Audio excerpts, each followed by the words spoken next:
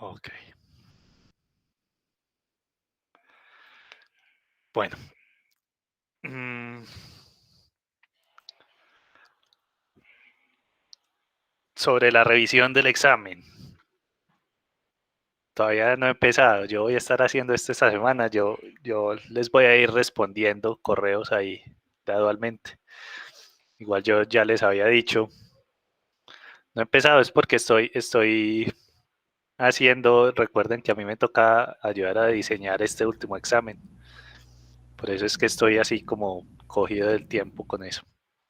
Igual no se preocupen, pues toda esa revisión se debe hacer antes de que termine el semestre. Ustedes saben que yo me demoro un poquito, pero pues tengo que hacer todo eso. Entonces eso sobre la revisión. La fecha del tercer parcial. La fecha estimada era 4 de septiembre, pero se ha estado conversando, yo no sé si eso ya está decidido o no. De pronto se puede hacer el 6 de septiembre. ¿Septiembre dije yo? No. Bueno, sí. Entonces es el 4 o el 6. Apenas estén pendientes del Moodle. Apenas se tome una decisión fija sobre la fecha del tercer parcial, eso lo van a poner en el Moodle. Bueno, eh, ¿qué más dudas tienen? Ya tenemos punto asegurado. Ah, hay que ver. No mentiras, el examen va a estar muy razonable, pues porque es el último examen está como cantado, ¿cierto? Y es que la parte más importante de este último examen son los teoremas. Teorema de Green, teorema de Stokes, teorema de Gauss, teorema fundamental de integrales de línea. Todo lo que estamos haciendo es para llegar a esos 4 teoremas que son como el clímax del curso. Entonces tienen que estudiar bien esos 4 teoremas. Si saben, si entienden bien esos 4 teoremas, con toda seguridad ganan el parcial. Bueno, les voy a recordar aquí rápidamente que hicimos la vez pasada, que todavía estábamos hablando de integrales de línea. Entonces, lo primero que hicimos fue la interpretación física de las integrales de línea. Entonces dijimos que una integral de línea se podía reescribir de esta manera, como f por t.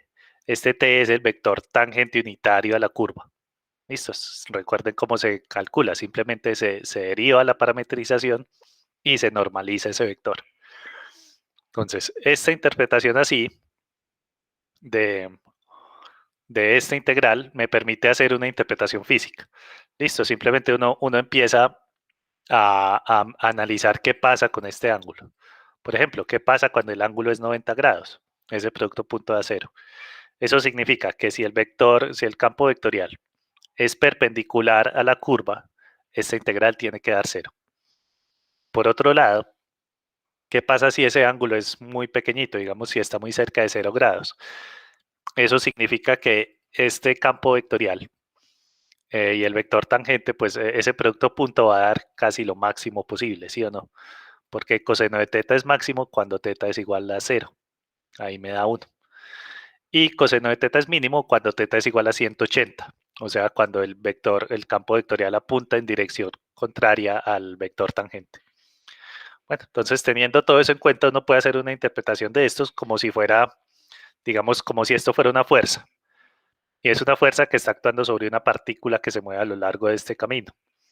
Entonces, ¿qué es lo que puede pasar? Puede pasar que la fuerza le ayude a la partícula o que no le ayude o que no tenga ningún efecto cuando es perpendicular. Bueno, y eso, digamos, el efecto que tiene la fuerza sobre la partícula se llama el trabajo realizado por la fuerza. Bueno, así como en términos muy intuitivos.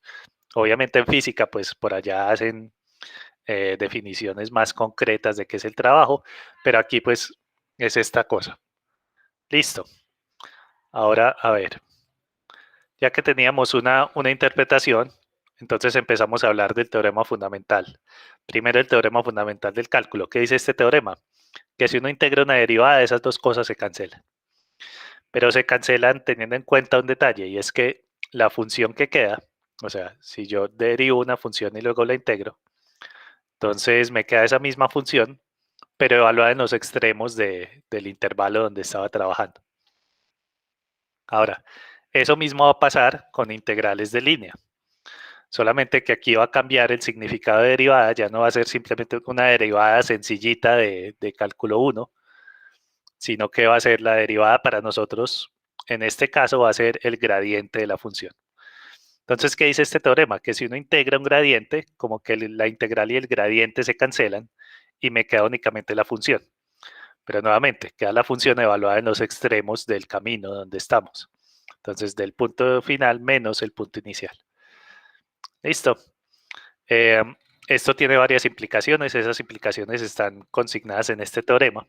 Bueno, un detalle. Cuando un campo vectorial es el gradiente de una función, se dice que ese campo vectorial es conservativo, ¿sí o no? Entonces aquí pusimos un teorema que me habla de varias equivalencias de ser conservativo. Entonces, ser conservativo es lo mismo que decir que es el gradiente de una función. Esa es la definición. Ahora, ser conservativo también implica que si yo voy a hacer integrales de línea, entonces en realidad la trayectoria no va a importar mucho.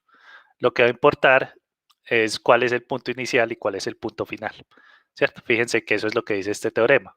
A mí no me importa cómo se mueve, si este camino es así todo, si hace un montón de ondulaciones o si es recto o qué sé yo. Lo que me importa es que el punto es cuál es el punto inicial y cuál es el punto final.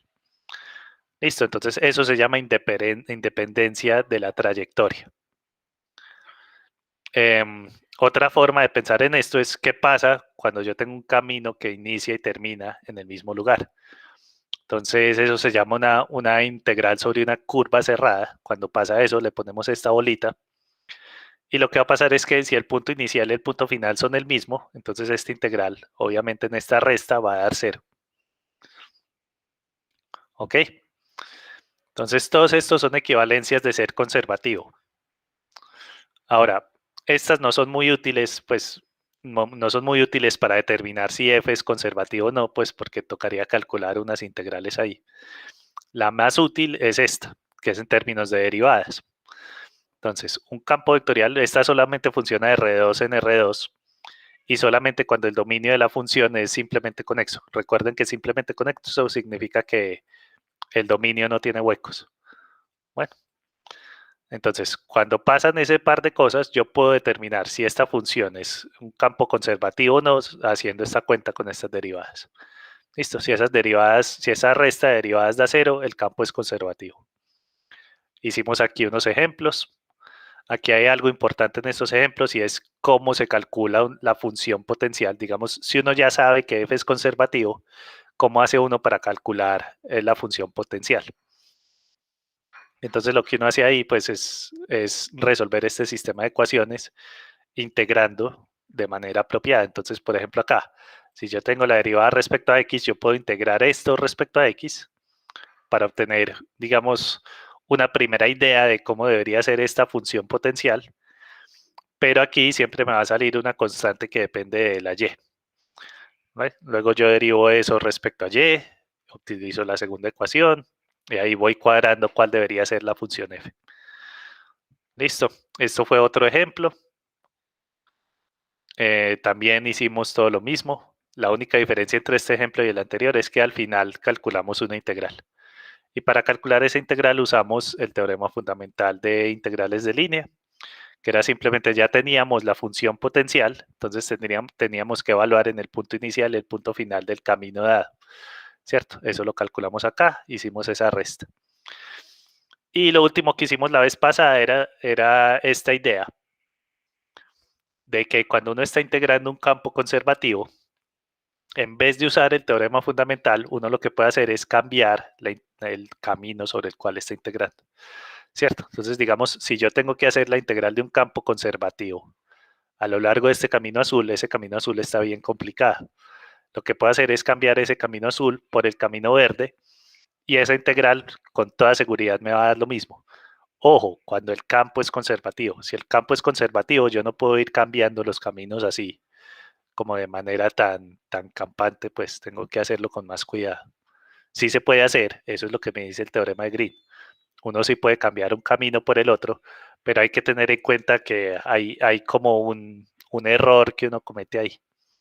Entonces uno puede controlar ese error de alguna manera. Listo, entonces eso fue la clase pasada. Hoy vamos a hablar de superficies, pero antes de empezar a hablar de superficies les voy a hacer una aclaración sobre la notación acá que se utiliza con integrales de línea. ¿Hay alguna pregunta? Profe, tengo una pregunta.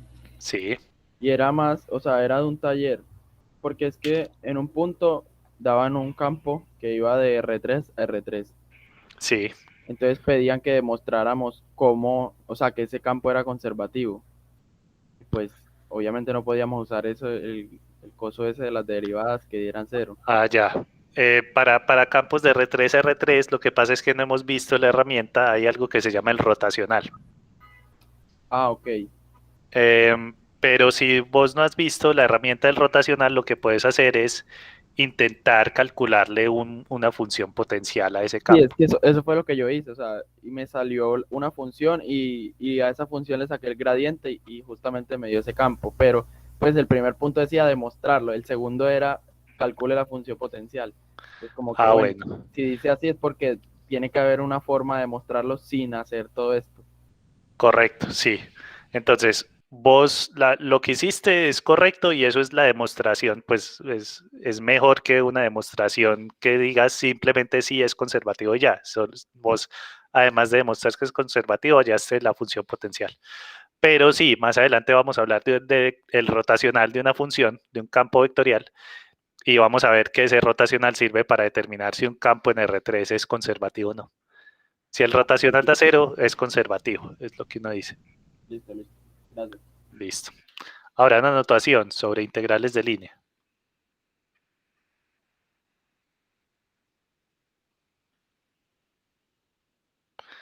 Recuerden, digamos que cuando uno tiene una integral de línea, uno tiene un camino parametrizado voy a trabajar en R3. Si ustedes lo quieren trabajar en R2, pues es similar. Entonces uno dice que esto es como X de T en dirección de Y más Y de T en dirección de J más Z de T en dirección de K. Listo, con T en un cierto intervalo. Bueno, ahora, nosotros habíamos dicho que el diferencial vectorial de esto es coger y derivar cada una de estas cosas, ¿cierto? Entonces de X de T, digo,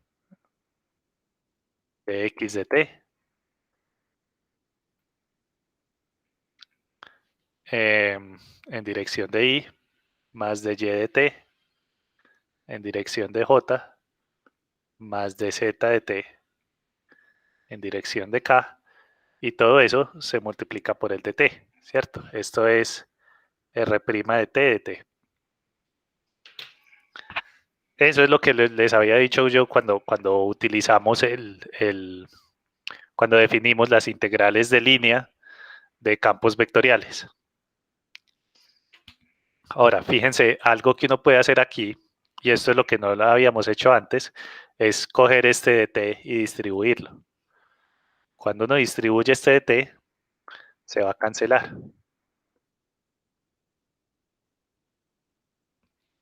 Entonces yo puedo escribir, si ustedes quieren, pueden escribir el de R de esta manera. De X en dirección de Y, más de Y en dirección de J, más de Z en dirección de K. Bueno, listo. Y ahora, ¿para qué me sirve eso? Resulta que si yo tengo el campo vectorial siguiente, entonces si tenemos que el campo vectorial F lo podemos escribir así como P en dirección de Y, más Q en dirección de J, más R en dirección de K. Entonces, ¿qué pasa con la integral de este campo vectorial a lo largo de este camino? Esto va a quedar así. La integral de línea se puede escribir así.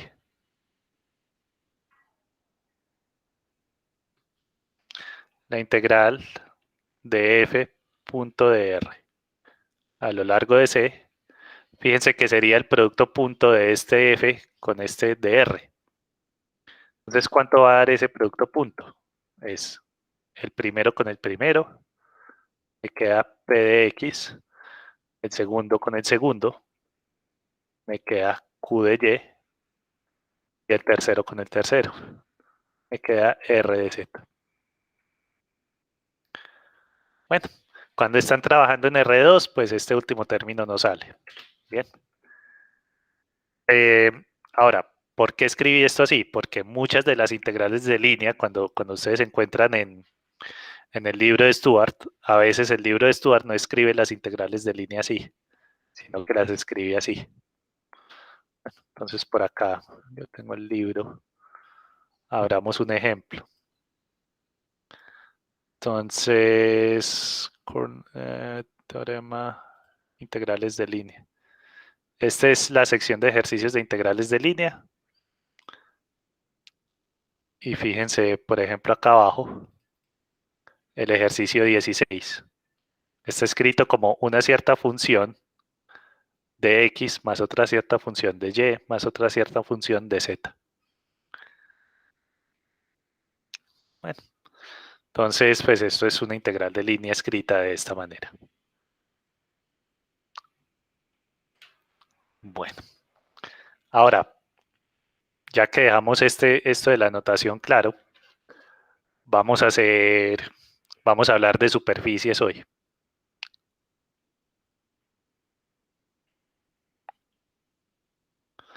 Entonces resulta que una superficie, así como cuando hablamos de curvas, nosotros para poder trabajar con curvas, lo primero que hicimos fue hablar de curvas parametrizadas. Entonces vamos a hacer lo mismo con superficies. Decimos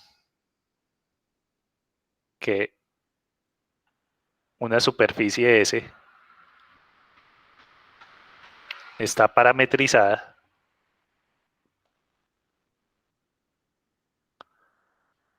por R, está parametrizada si es la imagen de una función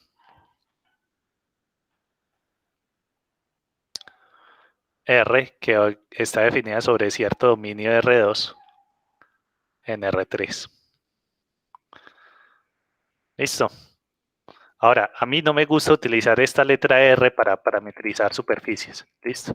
La voy a usar es porque el libro de Stuart la utiliza. Pero también en ocasiones yo voy a escribir, en vez de R, voy a escribir la letra sigma, que es pues la letra sigma es como la S griega. Y es la sigma minúscula, ¿cierto? La sigma mayúscula es la de sumatoria. Entonces la sigma minúscula la voy a utilizar a veces para esto. Okay. Entonces, ¿cómo se ve una función de estas? Normalmente el libro de Stuart utiliza las letras U y V para los parámetros. Entonces es una función de dos variables y tres componentes. Entonces esas tres componentes uno va a decir, bueno, la X que depende de U y V, la Y que depende de U y V, la Z que depende de U y V. Y aquí es importante tener en cuenta el dominio de la función. Entonces vamos a decir V están en este dominio, que es un subconjunto de R2. Listo. Así se ve una parametrización de una superficie. Entonces, lo primero que vamos a hacer hoy, la primera parte de esta clase es, les voy a enseñar a parametrizar varias superficies diferentes. Entonces, ejemplos.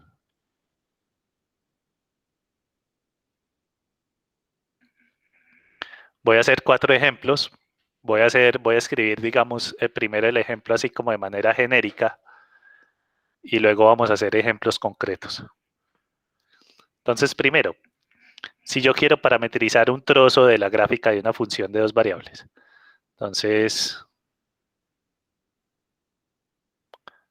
parametrizar un trozo de la gráfica de z igual f de xy. Bueno, entonces, ¿cómo vamos a hacer esto? La idea va a ser muy sencilla. Fíjense que para hallar una parametrización, uno lo que necesita es escribir la X en términos de los dos parámetros, la Y en términos de los dos parámetros y lo mismo con la Z. Entonces, para este tipo de funciones va a ser muy sencillo. Yo voy a decir que la X es igual a U, la Y es igual a V y la Z, pues si yo estoy reemplazando aquí la X por U y la Y por V, me va a quedar que la Z es F de V. Bueno, y aquí yo necesito que V estén en cierto dominio. Bueno, entonces, ¿cómo sería la parametrización? La parametrización sería esta. U, V, F de U, V. Listo. Eso sería en abstracto. Vamos a hacer un ejemplo concreto. Ejemplo concreto. Vamos a decir que Z es igual a F de XY es igual a seno de X menos 3 multiplicado por Y menos 3, todo eso dividido 5 más 4.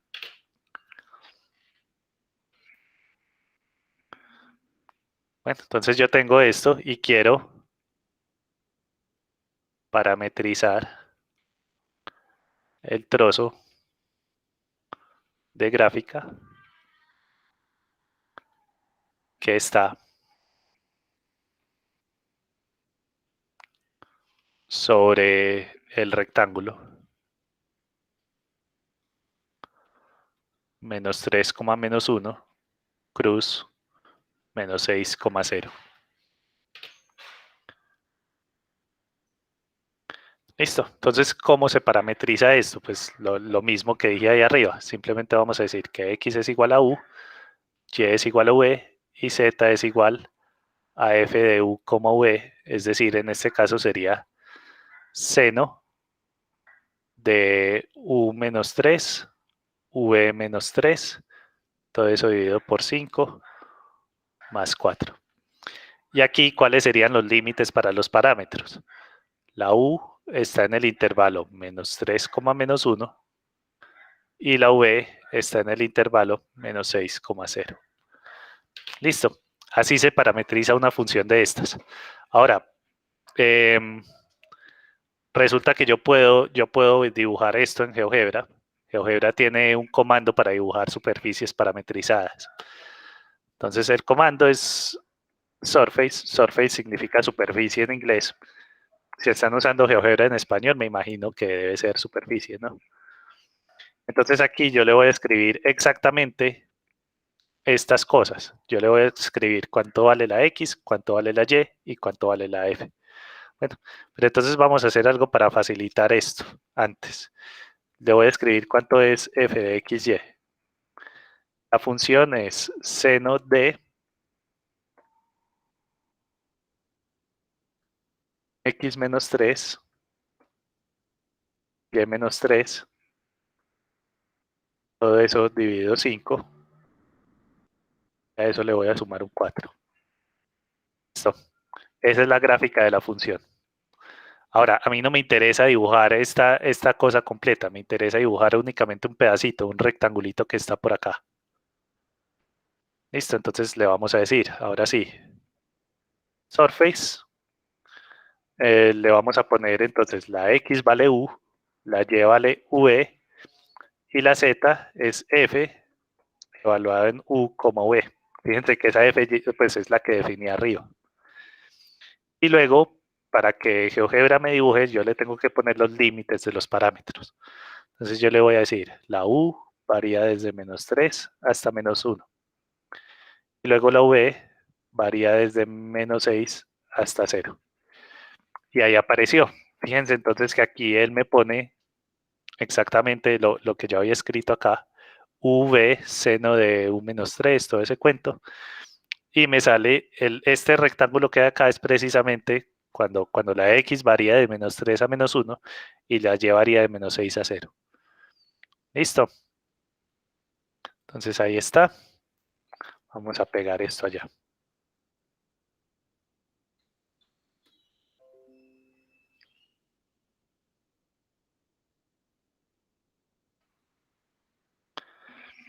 Listo. Entonces, primer ejemplo. Ahora, ¿qué pasa si yo le pido, si yo no quiero dibujar sobre un rectángulo, sino que quiero dibujar, digamos, sobre una circunferencia? Entonces, otra parte.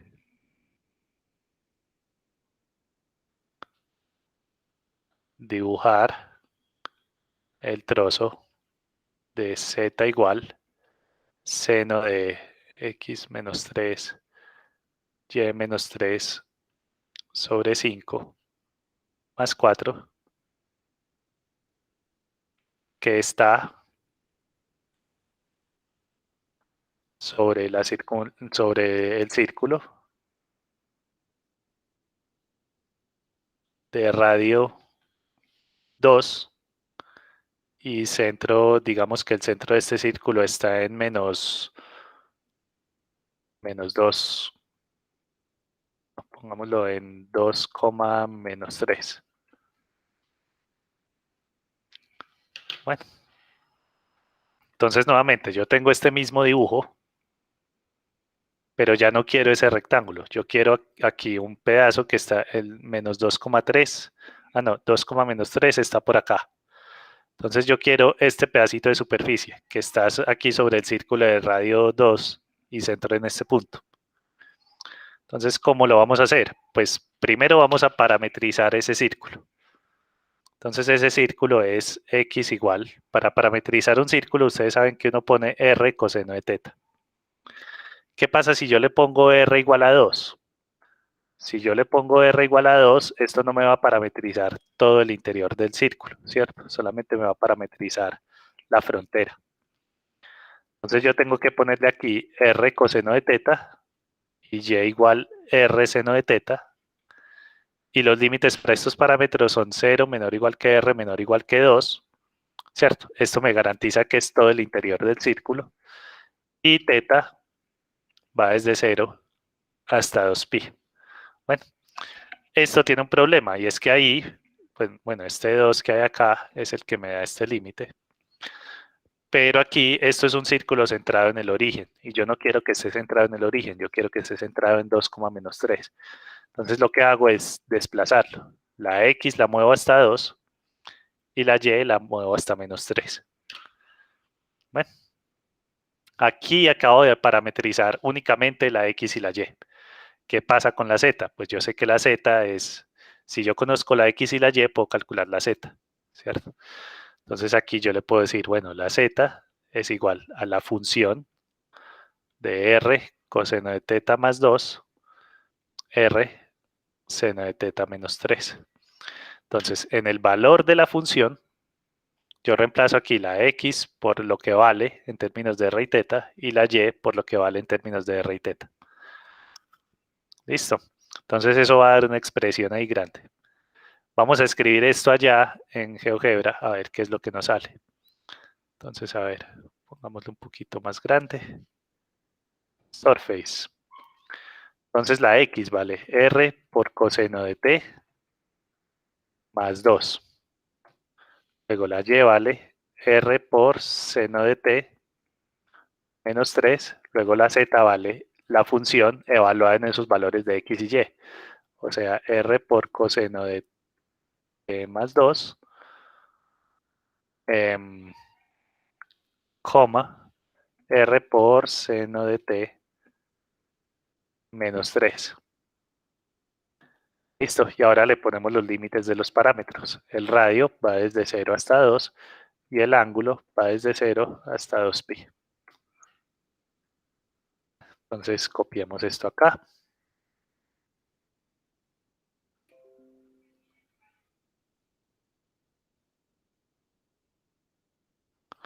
Entonces ese es el comando que uno le pone.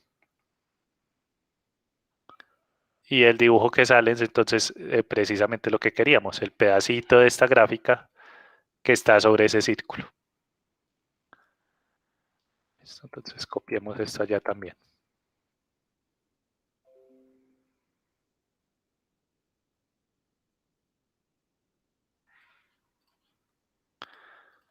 Listo, entonces primer ejemplo. Cómo dibujar pedacitos de gráficas de funciones de dos variables. Ahora, segundo ejemplo.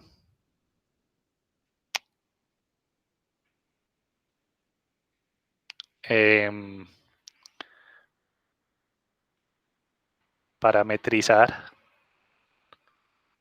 usando coordenadas cilíndricas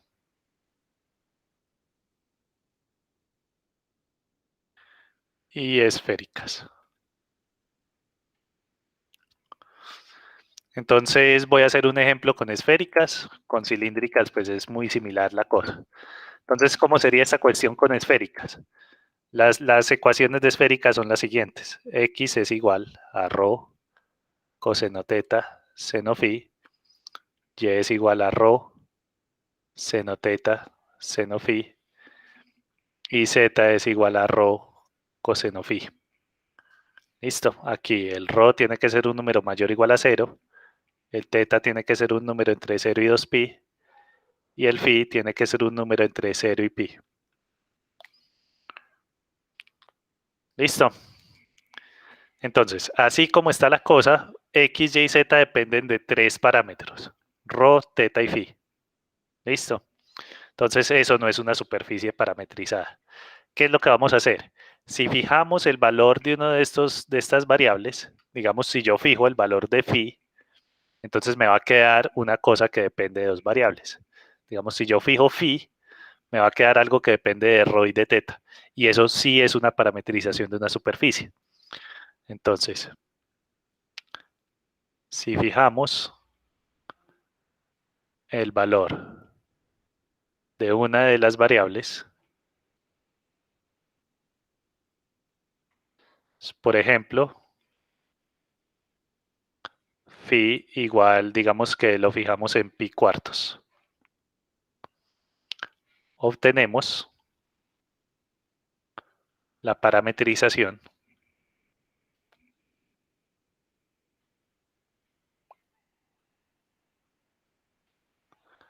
de una superficie. En este caso, cuando uno fija el phi, lo que va a obtener es un cono. Eso ya lo habíamos hablado alguna vez. Bueno, entonces hagamos este ejemplo. Si phi es igual a pi cuartos, ¿qué me sale de acá? Me va a salir que la x es igual a ρ coseno de teta seno de pi cuartos. Luego la y es igual a ρ seno de teta seno de pi cuartos. Y por último la z es igual a ρ coseno de pi cuartos. Y le vamos a poner unos límites a esta parametrización. Digamos que teta va de 0 a 2pi. Bueno, los límites típicos de este teta igual de 0 a 2pi. Y ρ, digamos ahí como están, va de 0 a infinito. Listo, pero GeoGebra no me dibuja cosas infinitas así. Entonces, cuando uno le pone parametrizaciones, le voy a poner un número grande, digamos, de 0 a 10. Entonces vamos a ver qué pasa cuando yo le pongo aquí la parametrización, pues sería R, los dos parámetros serían R y teta. Listo, entonces la X que depende de R y teta, la Y que depende de R y teta, y la Z que depende de R y teta. Ok, entonces vamos a dibujar eso. A ver, nuevo dibujo.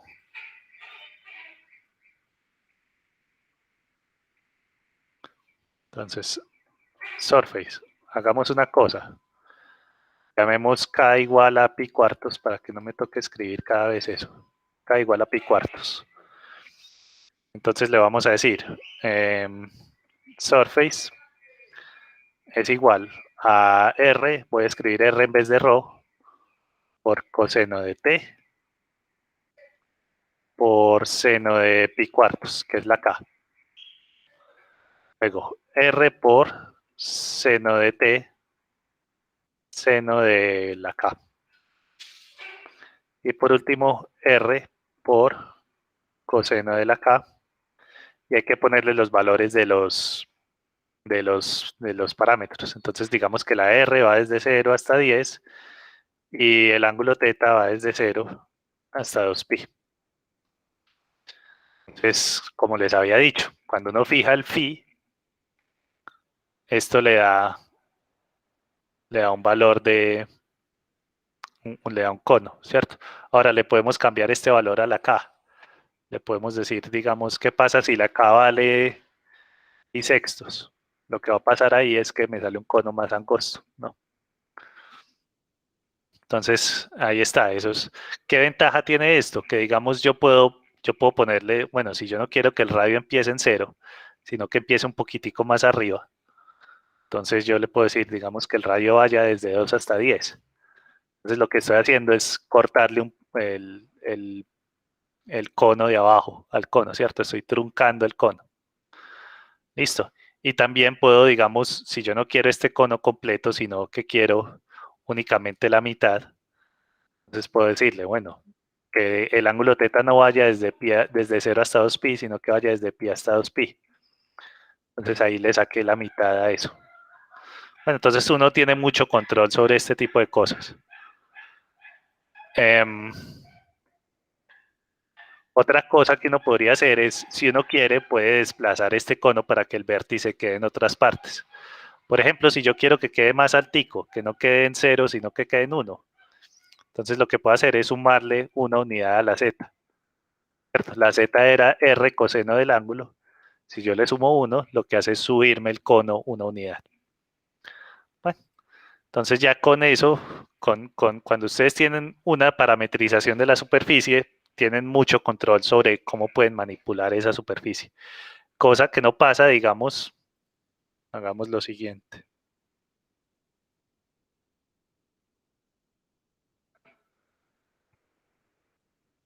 Si ustedes tienen una ecuación, a ver, pongamos de 0 a 2pi. Este cono también yo lo puedo definir con una ecuación, como z igual raíz cuadrada de x cuadrada más y cuadrada. Es el mismo cono. Pero con esta ecuación yo no tengo tanto control, ¿cierto? Pues yo puedo prenderla y apagarla y ya, eso es todo. Entonces la parametrización me da mucho más control sobre qué parte de este cono quiero dibujar yo. Bueno, entonces ahí está. A ver, pongamos el dibujo acá.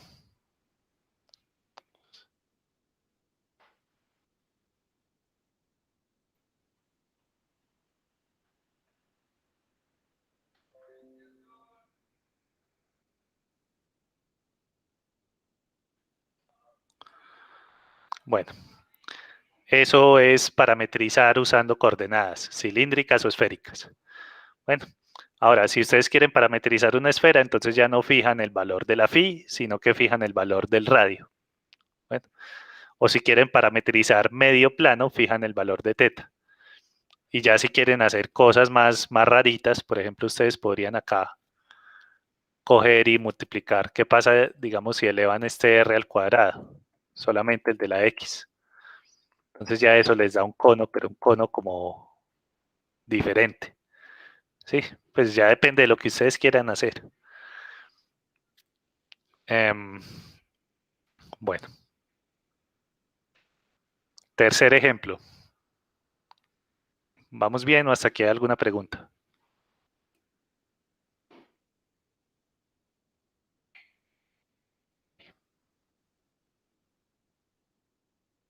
El tercer ejemplo es, digamos que uno tiene un par de curvas y las quiere conectar con una superficie.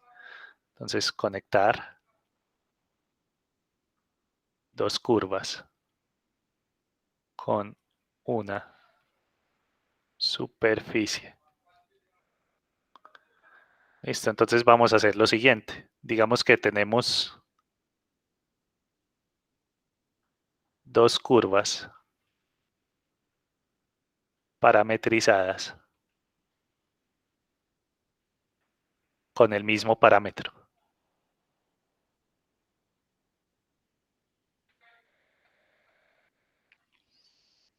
Entonces yo tengo R1 de t y R2 de t con t en un cierto intervalo a, b. Entonces lo que yo voy a hacer es conectar los puntos de la primera curva con los puntos de la segunda. Al conectar los puntos de R1 de t con los puntos de R2 de t mediante segmentos de recta,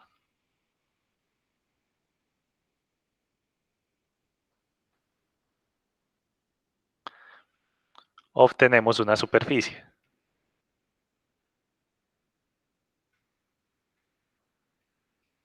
Entonces, ¿qué es lo que vamos a hacer? Digamos, yo aquí tengo una primera curva. Esta se llama R1 de t. Y yo aquí tengo la segunda curva. Esta se llama R2. Si yo fijo un punto por acá, digamos R1 de a ese punto le corresponde un punto, digamos, para el mismo parámetro, R2 de A, al otro lado. Y yo lo que voy a hacer es conectar ese par de cosas con un segmento de recta. Bueno, entonces si yo hago eso para todos los valores del parámetro, entonces voy a obtener otro segmento de recta por acá, otro segmento de recta por acá, otro segmento de recta por acá. Entonces lo que va a pasar es que se va a formar como un tejido ahí. Ese tejido es una superficie. ¿Listo? Entonces, ¿cómo se parametriza esa superficie? Pues lo que va a resultar es que nosotros tenemos que parametrizar estos segmentos de recta que hay acá. Entonces, el segmento de recta que conecta R1 de t con R2 de t es lo siguiente. Yo les había enseñado a parametrizar segmentos de recta, allá cuando ahora hablamos de curvas. Entonces, recuerden cómo es. Si yo quiero ir desde este punto hasta este punto, lo que hago es multiplicar el primero por 1 menos s y el segundo por s, simplemente. Y el s se pone a variar entre 0 y 1. Listo. Entonces vamos a decir que esto es una función, fíjense que aquí entonces me salen dos parámetros. El parámetro t, que es el de los caminos, y el parámetro s, que es el de los segmentos de recta. Si yo muevo el t, me estoy moviendo a lo largo de estos caminos, así.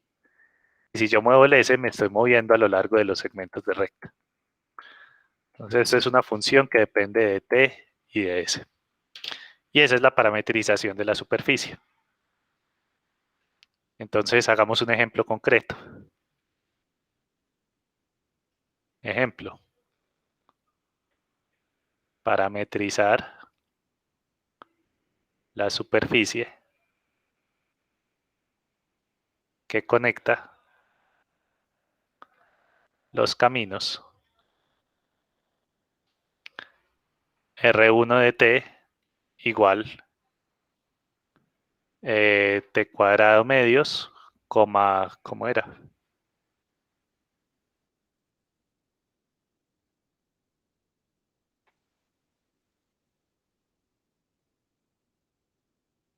Coma 4, t, con t en el intervalo menos pi, pi.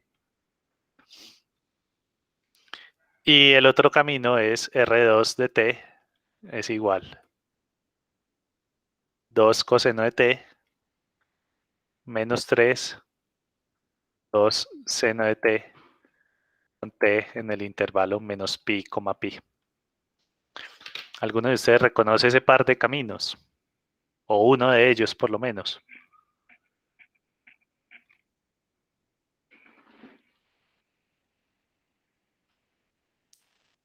El segundo camino, ¿a qué se parece?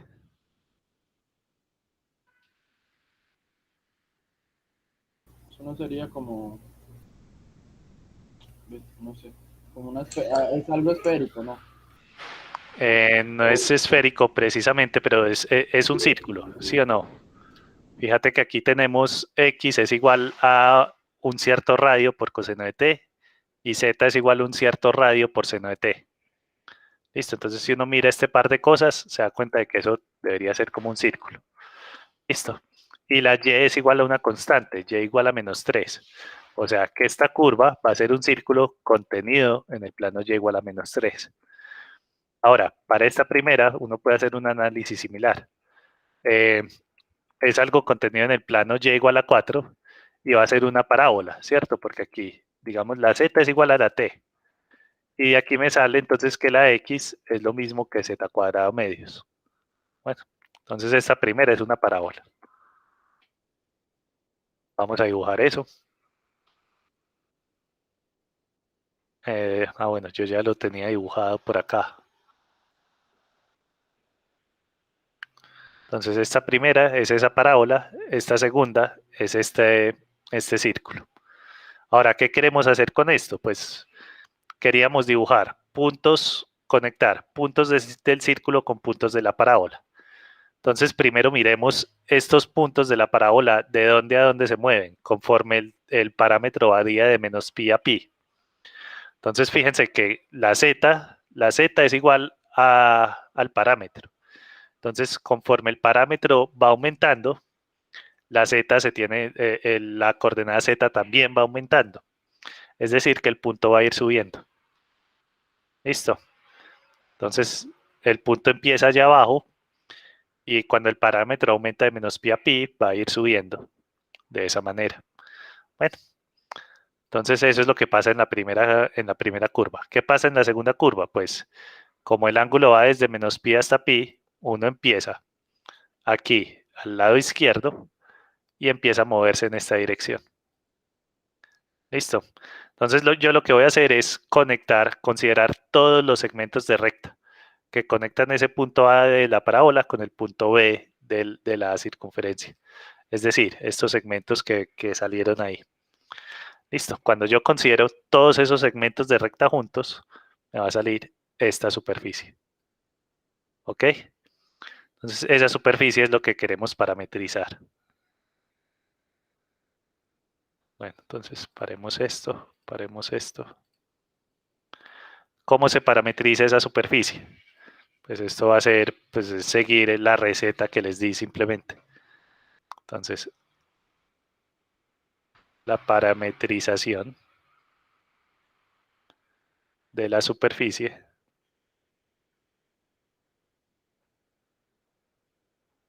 es, entonces lo vamos a llamar sigma de t, s. Entonces es 1 menos s que multiplica la primera, t cuadrado medios, 4t, más s que multiplica la segunda, 2 coseno de t, menos 3, 2 seno de t. Listo, y ya es cuestión de hacer estas cuentas acá. Esto distribuye con este vector, o sea que me va a quedar 1 menos s que multiplica t cuadrado medios, más 1 menos más no, una coma. 1 menos s que multiplica 4 y 1 menos s que multiplica t.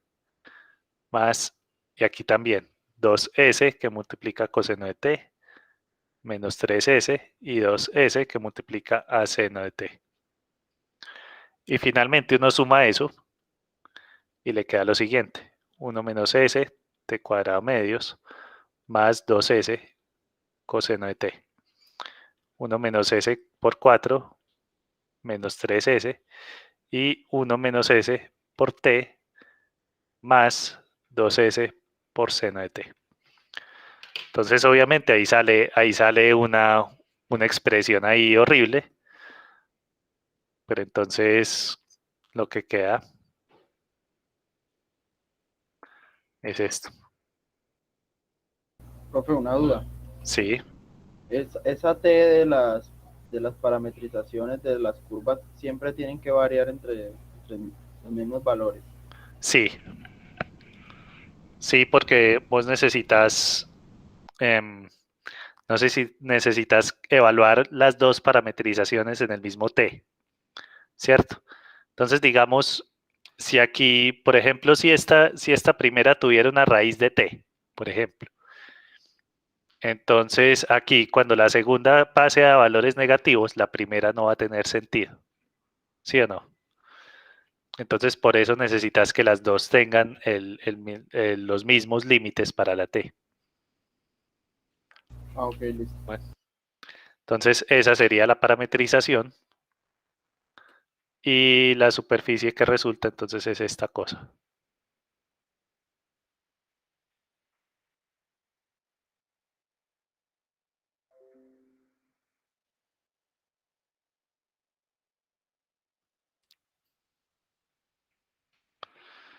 ¿Ok? ¿Qué pasa en esta curva? Entonces, esta de acá es R1 de t. Esta de acá es R2 de t. Y toda esta entonces es la que nosotros llamamos sigma de t, s. Ah, y otra pregunta, si uno invirtiera, o sea, cuando hace la parametrización así, lo de las rectas, si uno invirtiera, daría lo mismo. Sí, te da la misma superficie. Sí, porque es que cuando uno invierte, lo que está haciendo es cambiarle como la orientación a este segmento de recta. Pero no va a importar, para la superficie no va a importar si vos te estás moviendo desde el círculo a la parábola o al revés, desde la parábola al círculo. Te va a dar la misma superficie. Listo. Profe, Sí, entonces en GeoGebra solo es poner superficie, lo que nos dio ahí, y en cuál está y ya saca la parametrización. pues la parametrización es todo esto que vos calculaste. GeoGebra lo que hace es que cuando vos le pones todas esas cosas, él te hace el dibujo, ¿sí? Entonces es la diferencia como entre la fórmula la tenés que sacar vos a mano, pues, pero una vez tengas la fórmula a mano, él ya te hace el dibujito así, poniendo esto. Ah, listo. Ok. Último ejemplo.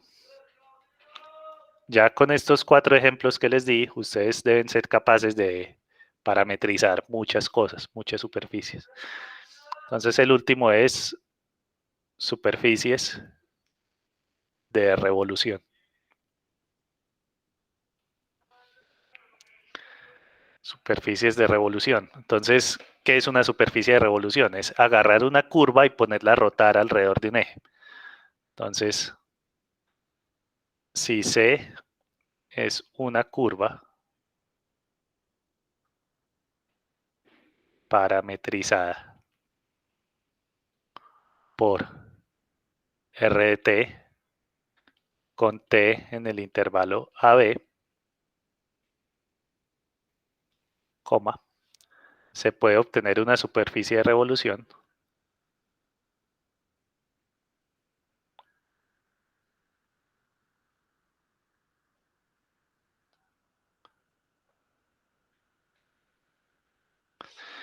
haciendo rotar esta curva alrededor de un eje.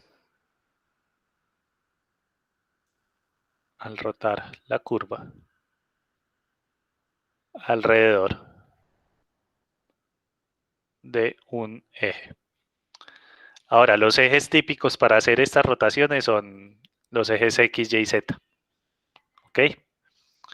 Entonces, ¿cómo se vería eso? Para poder hacer para poder parametrizar esta superficie, vamos a necesitar unas matrices de rotación. Entonces, para parametrizar estas superficies,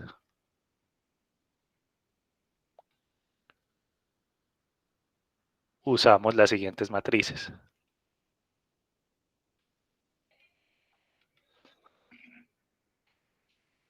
Entonces, la primera matriz es la rotación alrededor del eje Y. ¿Cómo se ve esta matriz? Es algo así. 0 coseno de S menos seno de S y luego 0 seno de S coseno de S. ¿Listo? Este es respecto al eje X. ¿Cómo sabe uno que esta es la que rota respecto al eje X? Cuando uno hace una rotación respecto al eje X, todo lo que está en el eje X debe quedar fijo y todo lo que está por fuera del eje X debe rotar. ¿Listo? Entonces, ¿qué pasa si uno multiplica esta matriz por X, Y, Z, por ejemplo? Entonces recuerden cómo se multiplican matrices, es filas por columnas.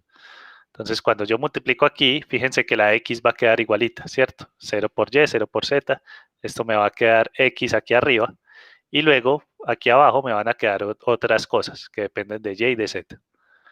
Bueno, entonces cuando uno multiplica esto por cualquier vector, le va a dejar la componente X fija, y así es que uno sabe que esto está rotando respecto al eje X. Ahora, respecto al eje Y, a ver, pongámoslo un poquito más acá. Sería así, sería coseno de S, 0, menos seno de S, 0, 1, 0, y luego seno de S, 0, coseno de S. Listo, entonces aquí el mismo cuento. Si ustedes multiplican esto por X, Y, Z, les va a quedar la Y fija. Entonces así saben que esta es la matriz de rotación respecto al eje Y.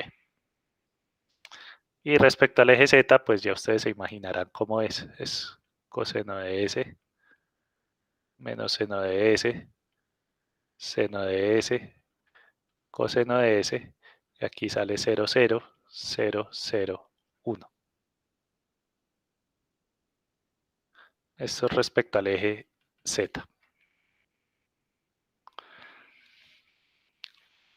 Listo, entonces tenemos esas tres matrices de rotación. Y luego, ¿qué hacemos con esas matrices? Bueno, estas matrices, si uno quiere la rotación completa, la S tiene que estar en el intervalo 0, 2 pi. Ahora, ya que uno tiene estas matrices, uno lo que hace es coger y multiplicar por la curva que tenía parametrizada. Entonces, se multiplica la matriz correspondiente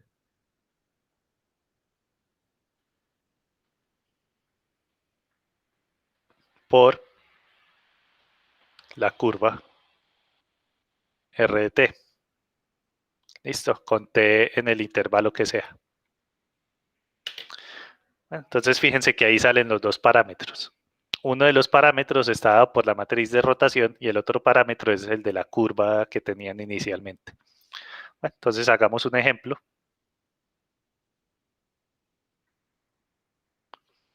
Digamos que tenemos sea R de t igual, a ver, no me acuerdo cómo es este. Coseno de t más 2, seno de t, ok, coseno de t más 2, seno de t, 0. Listo, con t en el intervalo 0, 2 pi. Esto es un círculo desplazado, no está centrado en el origen. Listo. Parametrizar la superficie obtenida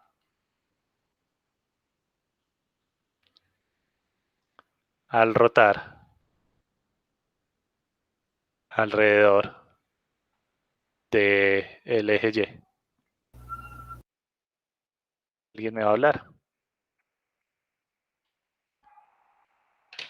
Bueno, entonces, ¿qué sale de rotar esto alrededor del eje Y? Entonces, la matriz de rotación alrededor del eje Y es coseno de S, 0, menos seno de S, 0, 1, 0, y seno de S, 0, coseno de S. ¿Listo?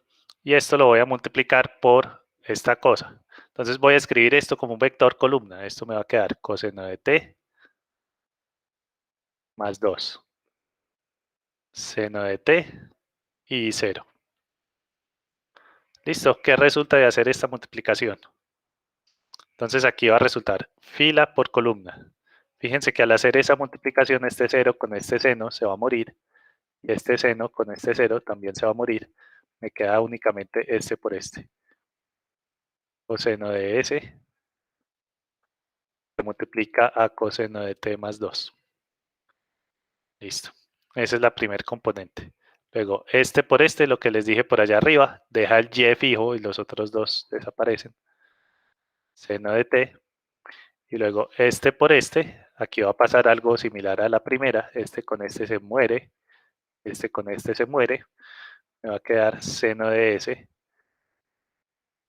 coseno de t más 2. Bueno, entonces la parametrización es la siguiente. Sigma de t, s es igual a coseno de s que multiplica a coseno de t más 2. Seno de t. Y luego a seno de s que multiplica a coseno de t más 2. Bueno, ¿cuáles son los límites de la parametrización? Tanto la t como la s están en el intervalo 0,2pi. Entonces dibujemos eso. A ver, nuevo dibujo. Empecemos dibujando la curva. Entonces la curva era esto, coseno de t más 2, seno de t 0. Entonces curva coseno de t más 2, coma, seno de t, coma, 0, con el parámetro t variando desde 0 hasta 2pi. Entonces, como les había dicho, esto es un círculo que tiene centro en 2,0, 0, pues, si uno lo mira en el espacio. Ok, entonces yo quiero rotar este círculo alrededor del eje Y. Cuando yo hago esa rotación, pues debería salir la rosquilla, ¿cierto? El toro. Entonces, si hicimos las cuentas bien hechas, pues debería salir eso, vamos a ver. Entonces esto es, ok, entonces uno le pone aquí surface coseno de S por coseno de T más 2. Esa es la primer componente. Luego va seno de T. Y luego va seno de S por coseno de T más 2. Listo. Aquí le pongo que la T varía desde 0 hasta 2pi. Le pongo que la S varía desde 0 hasta 2pi también. Entonces obviamente ahí me salió el toro. ¿Ok? Uno tiene control sobre este toro. Si uno no quiere hacer la vuelta completa de esta cosa, digamos yo le podría decir, bueno, yo quiero hacer únicamente la vuelta hasta pi. Entonces él me saca la parte de arriba del toro. O digamos que yo no quiero rotar el círculo negrito completo, sino que yo quiero rotar únicamente la parte de arriba de ese círculo. Entonces yo le digo, bueno, la T no va a ir desde 0 hasta 2pi, sino desde 0 hasta pi. Ahí le estoy sacando únicamente la parte de arriba. Bueno, entonces, como les dije ahorita, uno tiene mucho control sobre estas parametrizaciones, ¿cierto? Si ustedes deciden truncar los valores de los parámetros, lo que hacen es obtener pedazos de la superficie.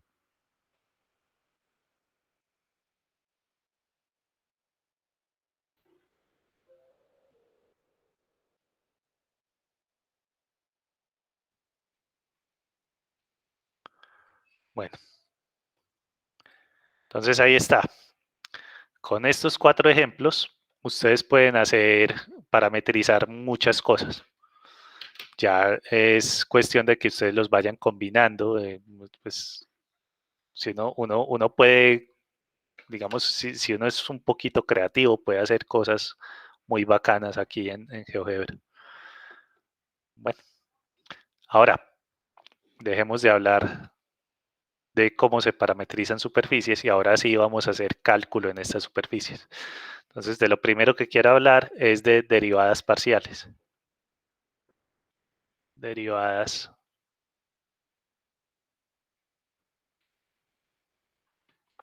parciales.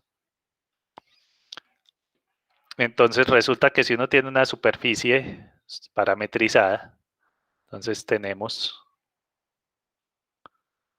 una superficie S parametrizada por R de V igual, pues esto es la X que depende de V, la Y que depende de V y la Z que depende de V. Bueno, con V en cierto dominio de R2. Entonces,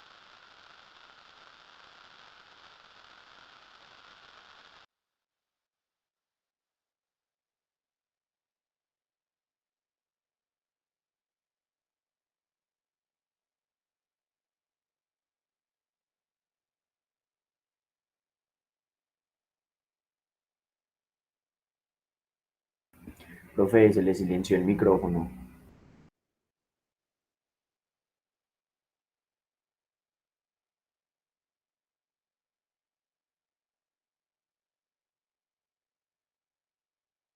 Profe, Hay que escribirle un correo, ¿no?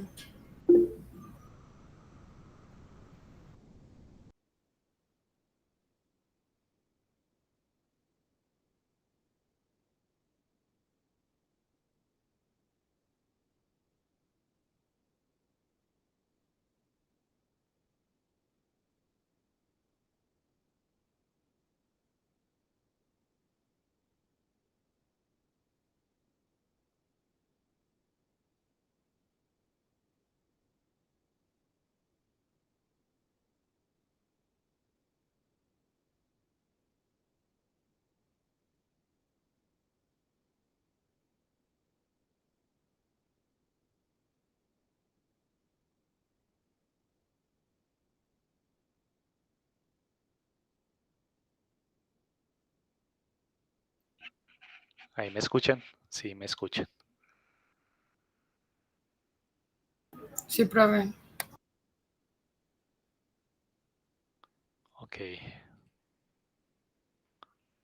Esto se está grabando bien. Ignorar esta cosa.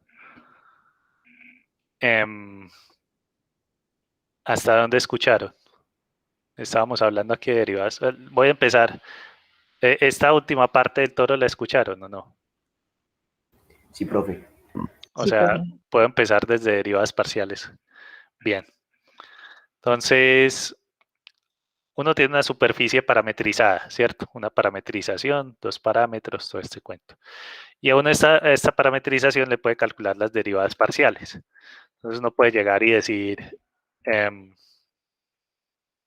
pues simplemente coge cada término y lo deriva respecto a la u o respecto a la v, ¿cierto?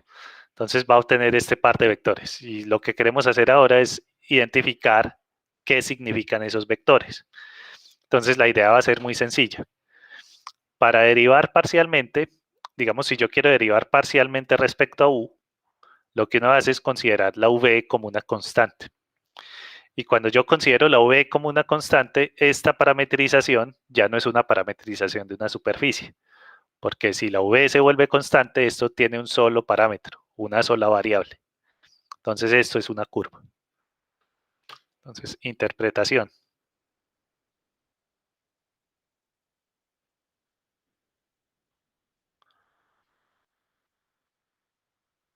Para calcular la derivada respecto a u, se considera v constante. ¿Listo? Entonces, cuando uno hace eso, es decir, R de u, b con b constante se convierte en una curva con parámetro u. Listo, entonces imagínense, pues no sé, en cualquiera de los ejemplos que hicimos. ¿Qué pasa si yo fijo el valor de la S igual a 0, por ejemplo? Entonces esto ya no me va a depender de la S, solo me va a depender de la T. Eso significa que ahí me sale una curva. Va a ser una curva que está contenida en la superficie. Entonces se convierte en una curva con parámetro u contenida en la superficie. Bueno, y ahora, cuando uno tiene esto, que cuando uno fija el valor de la b y deriva respecto a u, entonces uno lo que está haciendo, nosotros ya sabemos que es derivar parcial, derivar una curva respecto al parámetro. Eso lo que nos da es un vector tangente a la curva. Al derivar respecto a u, al derivar esta curva respecto a u, obtenemos un vector tangente a la curva. Y como es tangente a la curva, en particular va a ser también tangente a la superficie. También tangente a la superficie. Listo. Entonces, esa es la interpretación de estos vectores, de estas derivadas parciales. Son vectores que son tangentes a la curva, pues dependiendo si uno deriva respecto a u respecto a b, ya les voy a mostrar un dibujo. Entonces, similarmente, R sub b es otro vector tangente a la superficie. Bueno, entonces les voy a mostrar un ejemplo acá.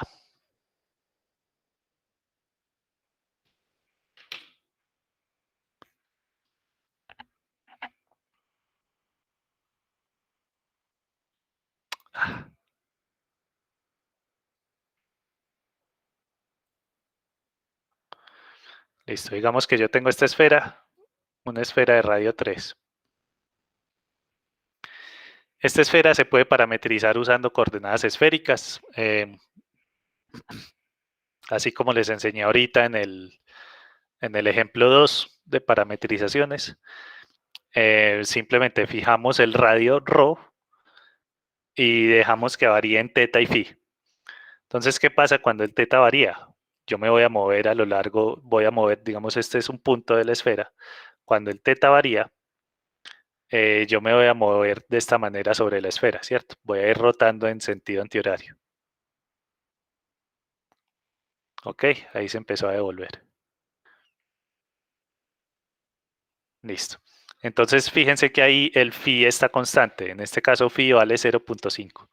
Entonces, si yo solamente permito que teta varíe, voy a trazar una curva. Esa curva, a ver. Esa curva es esta curva que hay acá. Listo. Y ahora, cuando yo derivo parcialmente respecto a teta, en esta parametrización voy a obtener este vector. ¿Listo? Recuerden que ese vector pues es tangente a la curva y lo que está haciendo es apuntarme en la dirección donde se mueve la partícula, ¿cierto? Ahí está apuntando en dirección contraria, pues, pero es porque el teta va disminuyendo. Pero cuando el teta va aumentando, apunta en la dirección donde se mueve la partícula. ¿Ok? Listo. Eso es cuando dejo el phi fijo. ¿Qué pasa si dejo fijo el teta y empiezo a variar el phi? Entonces el phi me va a empezar a mover este punto de arriba hacia abajo. A ver, apaguemos estas cosas. Entonces recuerden, el phi es el ángulo medido desde el eje z positivo. Entonces, conforme el ángulo z, el ángulo phi va aumentando, ese punto empieza a bajar. ¿Listo? Es decir, que va a trazar esta curva. Y cuando yo derivo entonces parcialmente respecto a phi, voy a obtener este vector. El vector que apunta en la dirección en la que se mueve el punto cuando el phi va aumentando. Ok, paremos esto por acá. Entonces la situación general es algo como de este estilo. Yo tengo dos posibles curvas y para cada una de esas curvas tengo el vector tangente correspondiente. A ver, movamos esto por acá más bien. Eso, así se ve mejor.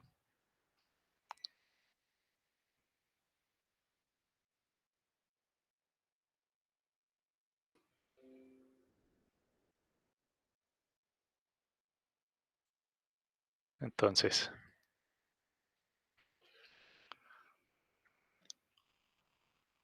una esfera de radio 3. ¿Cuál es la parametrización de esta esfera entonces? Esta parametrización es r de teta, phi es igual a 3 coseno teta seno phi, 3 seno teta seno phi y 3 coseno phi, con teta en 0,2 pi y phi en 0 pi. ¿Ok? Entonces aquí en este dibujito les voy a marcar qué son cada cosa. Esta curva verde, esa curva verde es cuando uno deja teta constante y solamente varía phi. Entonces esta curva verde es teta igual constante.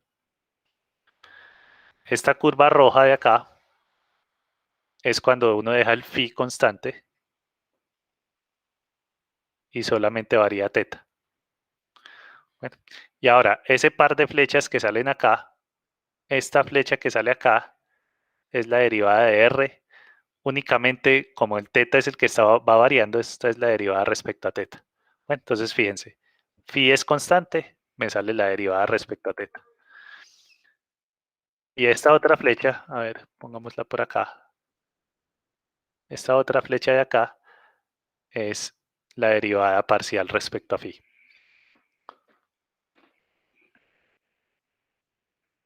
¿Ok? Eso pues, este es el ejemplo de la esfera, pero en general va a pasar esto. Cuando uno tiene una superficie parametrizada, uno puede interpretar esa superficie como un tejido de dos tipos de curvas. En este caso son las curvas verdes con las curvas rojas, pero en otros casos, pues digamos, aquí en este caso del toro son los meridianos y los, ¿cómo se llaman los otros? Los paralelos, no, pero eso es en la Tierra. Bueno, sí, el caso es que hay dos tipos de círculos acá, los que le dan la vuelta así y los que dan la vuelta así. Por acá, por ejemplo, están las rectas que conectan estas dos y las que se mueven a lo largo de estos caminos. Eso siempre pasa en cualquier superficie parametrizada. Y uno tiene este par de vectores tangentes. Ahora, ¿qué puede hacer uno con esos vectores tangentes? Uno puede calcular un vector normal a la superficie. Entonces, vamos a escribir aquí vectores normales.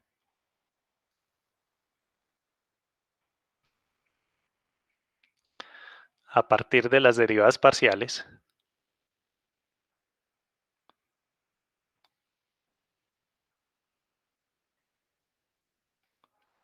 se pueden calcular dos vectores normales diferentes.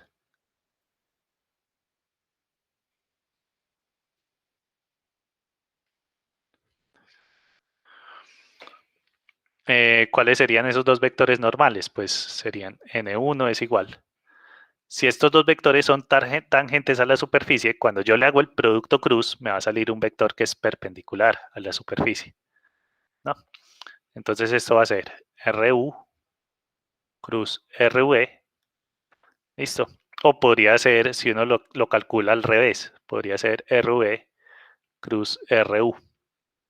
Bueno, ¿cuál es la diferencia entre este par de vectores? Ambos van a medir lo mismo. La única diferencia es que uno apunta, digamos aquí, uno apunta hacia afuera de la esfera y el otro apunta hacia adentro de la esfera. Entonces aquí, la diferencia entre N1 y N2 es solo la dirección. Es decir, aquí uno tiene que N1 es menos N2. ¿Cierto? Eso es por una propiedad del producto cruz. Ahora,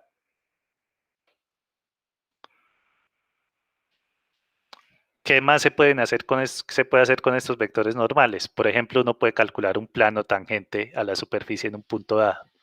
Sí, porque si uno tiene un punto y tiene un vector normal, puede calcular el plano. Entonces, plano tangente.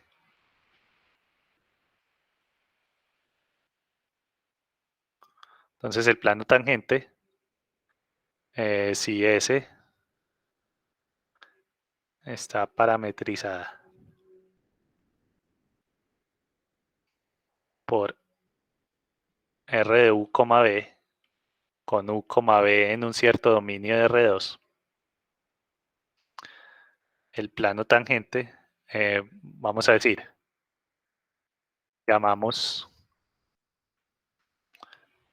P igual R de V y N igual a RU cruz RB o viceversa, o RB cruz RU. Listo. Entonces el plano tangente en cualquier punto de esta superficie, digamos, bueno, aquí lo tengo en un punto genérico con coordenadas, digamos, con parámetros U y B, pero si ustedes le dan valores fijos a la U y a la B, digamos, 2 y 5, entonces estos ya se van a mover, se van a convertir, esto es un punto fijo y esto es un vector. Entonces, si uno tiene este par de cosas, ¿cuál es la ecuación del plano tangente? La ecuación del plano tangente es el vector normal, producto punto, con P, pongámosle flechas a esto. P menos X igual a 0. Listo. Y este X, este vector X es el vector de variables, X, Y, Z.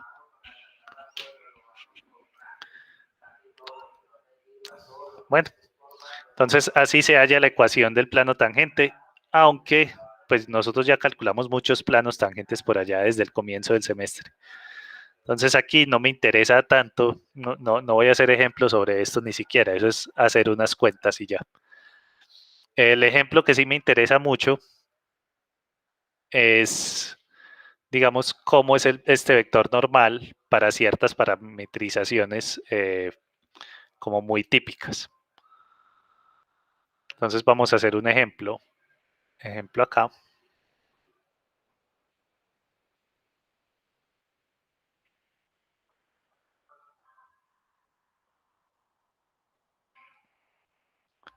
Ejemplo.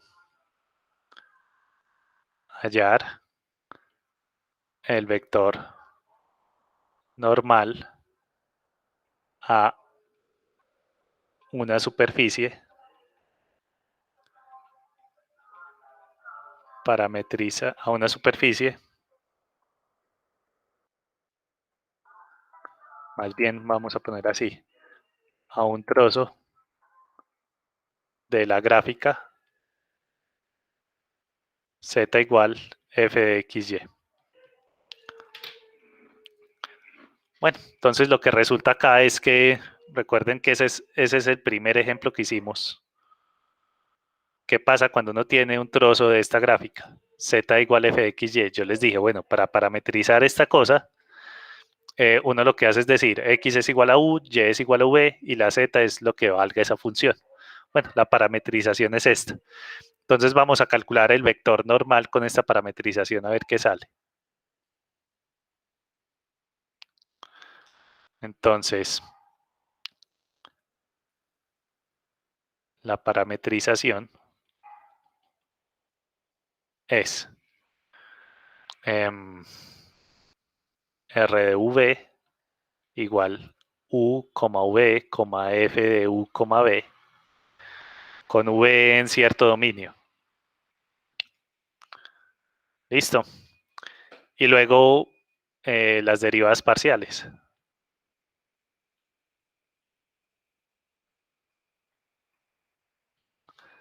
Las derivadas parciales son la derivada de esto respecto a U es igual. Derivar esto respecto a U da 1. Está a 0.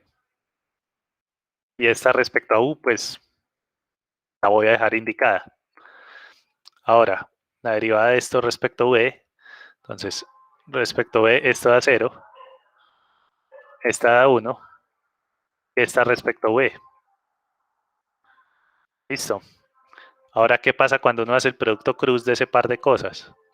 RU cruz RB. Entonces aquí, si no se acuerdan cómo se hace el producto cruz, es bueno que vayan y lo repasen. Aquí lo vamos a utilizar bastante. Entonces uno lo que hace es montar una matriz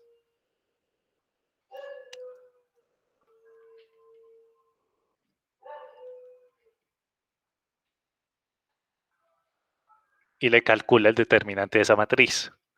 Entonces, ¿cómo se calcula este determinante? Uno empieza por aquí, por la I, calcula el determinante de esta pequeña, que sería 0 menos f de u, o sea que me va a quedar menos f de u en la dirección de I. Luego un menos, este menos es de la fórmula del determinante, y en J calculo el determinante de esta con esta. Entonces aquí me va a quedar 1 por f de b, o sea, me va a quedar f de b en dirección de J. Y por último, en dirección de K, tengo el determinante de esta que da 1. Entonces, más 1 en dirección de K. Listo. Eso significa que el vector normal a esa superficie es menos f de u menos f de b, 1.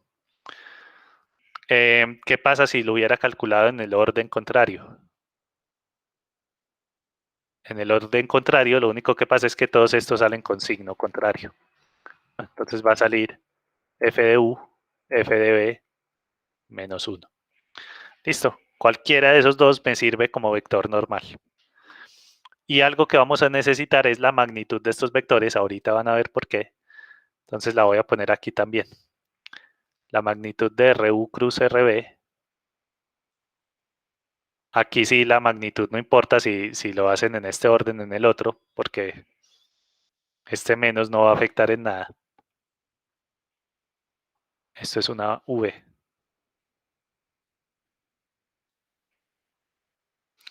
RV cruz RU. Y esto es lo mismo. ¿Cuál es la magnitud de esta cosa? Esto es la raíz cuadrada de FU al cuadrado más FV al cuadrado más 1. ¿Listo? Entonces, si ustedes tienen una función de este estilo, o sea, una superficie que es la gráfica de una función, y le quieren calcular estas cosas, las derivadas parciales, el vector normal, todo este cuento, lo que tienen que hacer es esta cuenta de acá. Los vectores normales son estos dos, o sea, coger esa función, derivarla respecto a u, respecto a b, y armar este vector, y la magnitud es este vector de acá. Ahora, ¿por qué nos interesa esto? Porque ahora lo que queremos es calcular área superficial de estas superficies. Bueno, entonces vamos a ver. Área superficial, pongámoslo así, más bien área de una superficie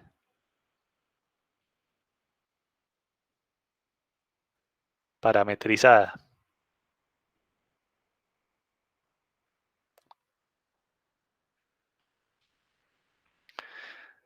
Entonces la idea, aquí voy a hacer algo que parece un machetazo.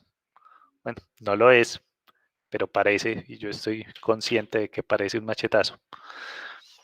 Pero bueno, ya les voy a explicar qué es la cosa.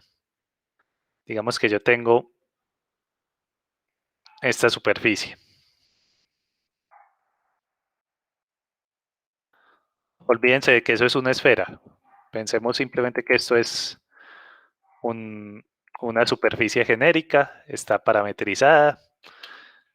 Y aquí yo tengo en un punto genérico, tengo los dos vectores. Entonces digamos que esta superficie se llama S y yo tengo este par de vectores. Yo tengo, este se llama R sub U y este se llama R sub B. Entonces yo lo que quiero hacer es calcular cuál es el área de esta superficie. Entonces queremos, pongámoslo así, tenemos S parametrizada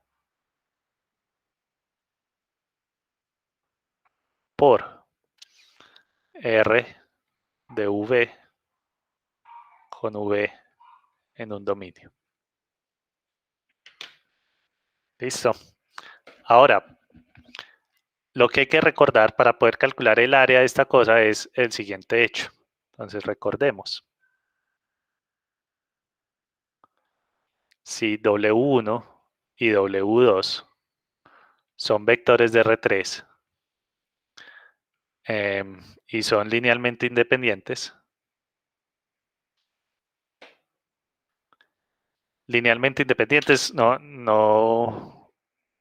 pues linealmente independientes simplemente significa que no son paralelos, bueno, no están alineados. Entonces, si yo tengo dos vectores que son LI, ellos determinan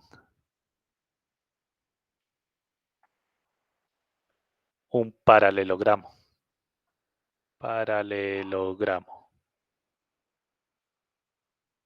Listo, entonces yo tengo un dibujito de este estilo. Tengo algo así.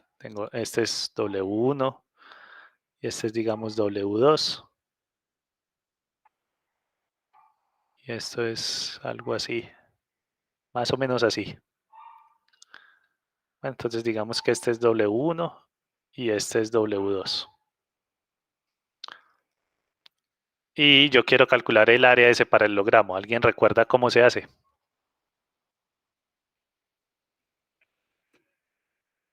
Producto cruz. Con el producto cruz, correcto. El área del paralelogramo es A igual la magnitud del producto cruz, W1 cruz W2. Y la pueden calcular al revés si quieren. W2 cruz W1. ¿Cierto? La única diferencia es que estos vectores del producto cruz que salen acá, hay uno que apunta hacia arriba y el otro que apunta hacia abajo. ¿Listo? Entonces digamos acá, este va así, este va así. Entonces, para saber cuál va para arriba y cuál para abajo, uno utiliza la regla de la mano derecha. En este caso, así por el orden en que los puse, el que va para arriba es W1 cruz W2. Y la magnitud de este producto cruz es precisamente el área de este paralelogramo. Bueno, entonces, ¿esto de qué me sirve? Eso me sirve porque aquí yo tengo dos vectores que van a ser LI. Entonces yo tengo este vectorcito acá, y esos dos vectores entonces me determinan ese paralelogramo. Ahora, estos dos vectores pueden ser vectores inmensos, ¿cierto? Estas derivadas, digamos, si la partícula va muy rápido moviéndose aquí sobre la superficie, recuerden que este vector de velocidad, este vector tangente es el vector velocidad, entonces si la partícula va muy rápido, ese vector es inmenso. Listo. Entonces este paralelogramo que sale acá, pues no tiene chance de ser, la superficie de ese paralelogramo no tiene chance de ser igual a la superficie que yo quiero calcular. Bueno, entonces, ¿qué es lo que uno hace? Uno lo que hace es multiplicar por un diferencial. Y esta es la parte que les digo que parece como un machetazo. Entonces yo en vez de considerar RU, que podría ser un vector muy grande, voy a considerar RU por el diferencial de U. Listo. Vamos a ver, ¿será que si hago esto?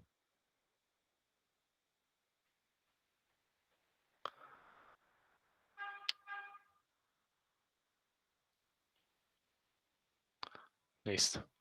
Entonces aquí voy a considerar RU por el diferencial de U, para que este vector sea un vector chiquitico en esa dirección.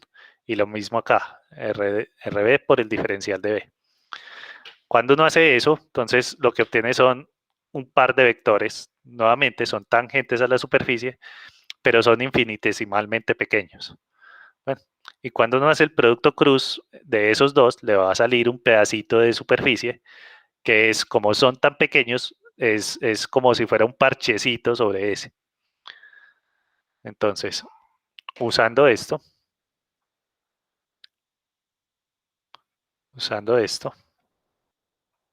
podemos obtener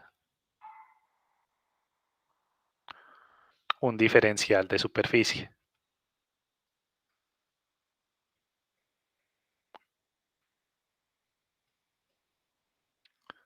Entonces el diferencial de superficie sería RU, RU diferencial de U, cruz RV diferencial de B. Y yo necesito es la magnitud de ese vector, pues por lo que dijimos acá, la magnitud de ese producto cruz es el área de lo que yo quiero.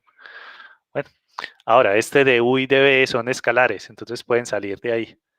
Me va a quedar que ds es igual a la magnitud de RU cruz RB de U de B. En últimas, uno lo que escribe es que ds es igual a la magnitud de RU cruz RB diferencial de área. Bueno, entonces esta ecuación es importante, la voy a resaltar en amarillo. Si ustedes quieren, entonces, así como nosotros obtuvimos un diferencial de longitud cuando estábamos trabajando con curvas, aquí obtenemos un diferencial de superficie trabajando con superficies parametrizadas. Bueno, ese diferencial de superficie es esto. Esto es un pedacito de esta cosa. Entonces vamos a escribirlo acá. Esto que sale acá es el diferencial de superficie. Ok. Ahora, lo que les dije, esto parece un machetazo, ¿cierto? Yo metí ese de U y ese de B ahí como a la fuerza.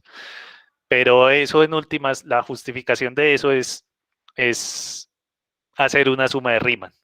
Bueno, que ya digamos uno debería esperar eso. Cuando uno está calculando áreas, volúmenes, longitudes, superficies, todo ese tipo de cosas, lo que uno quiere hacer es una integral, y una integral en el fondo lo que tiene es una suma de Riemann. Entonces, aunque parece machetazo, yo puedo justificar eso haciendo todo el trabajo con la suma de Riemann, pero yo no me voy a poner a hacer eso acá. No tenemos tiempo. Y tampoco es como el interés principal. Entonces, simplemente, cuando ustedes quieran sacar un pedacito de una superficie parametrizada, tienen que utilizar esta fórmula amarilla que tenemos acá. Y entonces ya después, si uno quiere hallar el área total de la superficie, entonces lo que hace es sumar todos estos pedazos. Entonces, el área total de S es A igual, entonces uno hace, eso es una doble integral, sobre con V en el dominio que a uno le digan, ¿cierto? Este es el dominio de la parametrización. Esto es importante, marquémoslo por acá. V está en el dominio de la parametrización. Entonces, esto sale acá. Y lo que hace uno es integrar, sumar todos estos pedazos. Entonces, lo que le sale es la integral de RU cruz RB en magnitud diferencial de área. Y esto, si ustedes lo quieren escribir así, queda de esta manera.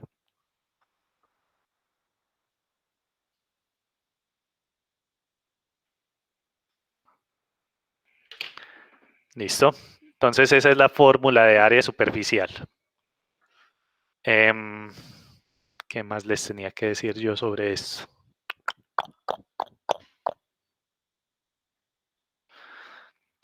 Bueno, no. Eso era lo que les quería decir hoy. Para terminar, entonces hagamos un ejemplito rápido con esta área superficial.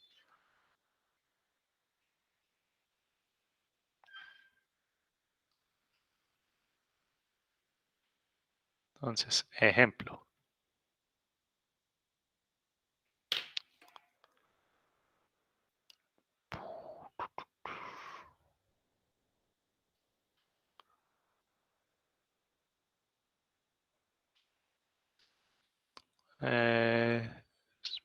Superficies. Ah, bueno, lo que hicimos hoy es la sección 16.6 del libro. Bueno.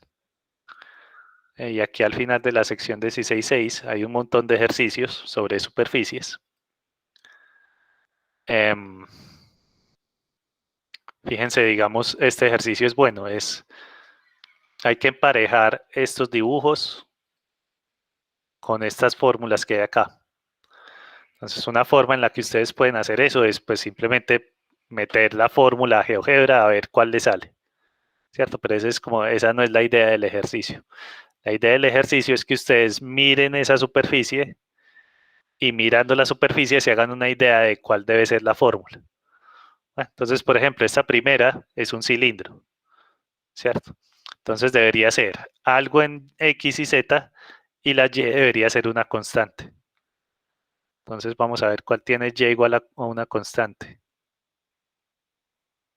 Bueno, la Y, no, la Y no debería ser constante. Si la Y fuera constante estaría todo metido en un plano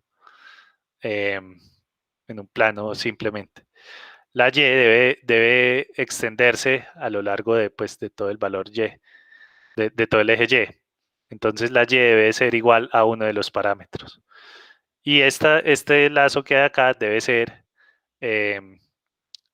estar parametrizado para la X y la Z. Entonces, a ver, eso debería ser ¿cuál? Debería ser...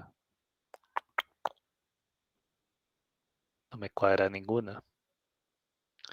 Posiblemente el 15. Sí, en el 15 únicamente, fíjense, la X y la Z dependen de la U. O sea que yo podría pensar que en XZ yo tengo una curva parametrizada por U. Y el otro parámetro, el de la Y, solamente depende de la B. Entonces, conforme la B va aumentando, yo me voy a ir moviendo a lo largo del eje Y. Entonces me va a salir este cilindro. Bueno, ahí hay mucha cosa, pues uno se puede poner a pensar ahí a ver cuál debería ser cuál. Por aquí hay ejercicios a ustedes les dan una superficie y tienen que parametrizar esa superficie. Entonces esos son buenos. Yo quiero hacer uno de estos, del 39 al 50, hallar el área de la superficie. Entonces vamos a ver.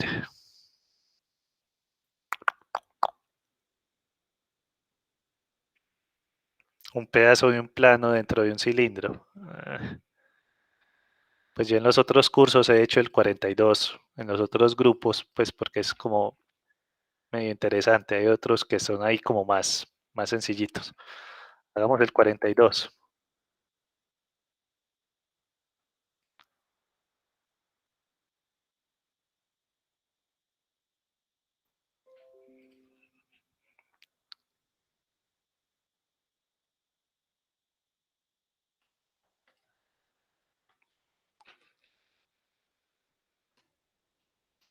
Entonces, el ejercicio es calcular el área de la superficie dada.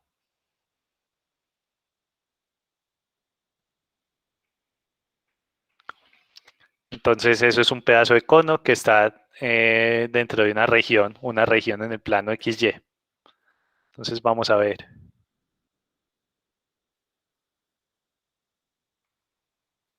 Voy a empezar dibujando esa región.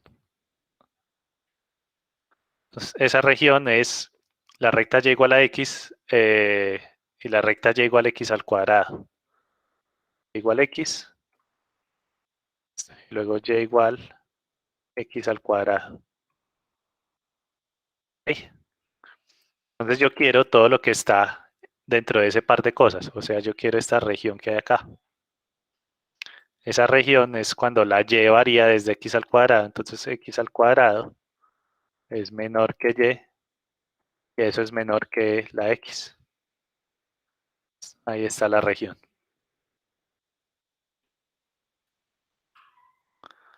Bueno, aquí no se ven. Creo que está muy lejos. Bueno, no se ven de totazo. Ok. Si yo dibujo, aquí hay una de las cosas que yo les dije por allá al comienzo del semestre, que estas ecuaciones representan cosas diferentes dependiendo de si uno las interpreta en el plano o en el espacio. Entonces, por ejemplo, la ecuación y igual a x en el plano, pues es esta recta, pero en el espacio, digamos, si la vamos a dibujar acá, en el espacio y igual a x es este plano. Si uno lo mira desde arriba, le da la recta. Y y igual a x al cuadrado es ese cilindro. Entonces a mí me interesa es lo que hay metido entre ese par de cosas, entre el plano y el cilindro. y el cilindro parabólico. ¿Ok? Ahora, lo que yo quiero calcular es un pedazo de este cono. Entonces vamos a dibujar el cono también. Z igual a la raíz cuadrada de x cuadrada más y cuadrada. Entonces yo quiero dibujar, calcular el área del pedacito de este cono que está sobre este cachito de área. ¿Ok? Entonces vamos a hacer eso. A ver. Vamos a pegar este dibujo allá.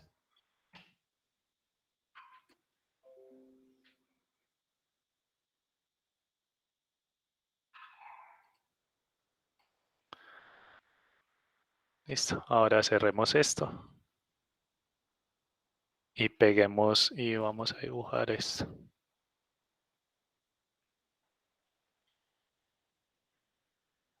Eso no se ve tan bien. Voy a dibujar el cono solo.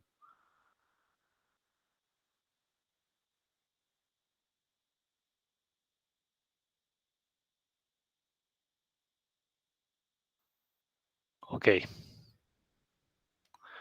Ahora, ¿cómo se hace esto? Pues es muy sencillo. Uno parametriza este cono.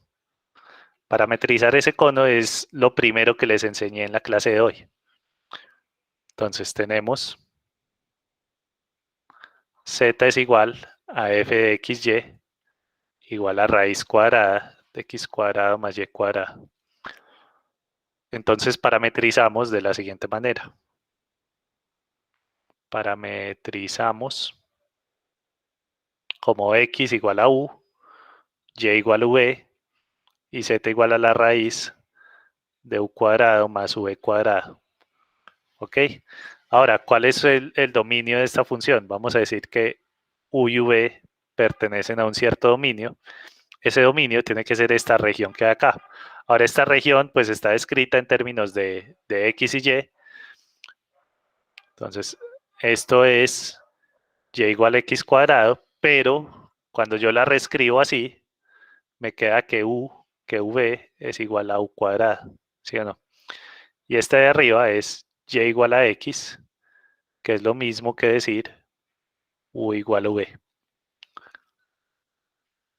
Entonces, el dominio de esta función, de esta parametrización, son todos los v, tales que el u va desde 0 hasta 1, ¿cierto? Porque en esta región, pues la x va desde 0 hasta 1, y la v va desde la parábola hasta la recta. Listo. Ese es el dominio de esta parametrización. Ahora, para calcular el área, entonces vamos a usar esta fórmula. Esto es la magnitud del vector normal. Y la magnitud del vector normal por aquí arriba la habíamos calculado en este caso particular. En el caso particular, cuando uno tiene z en función de x y y, la magnitud del vector normal es esto. Entonces, de acuerdo a un ejemplo anterior,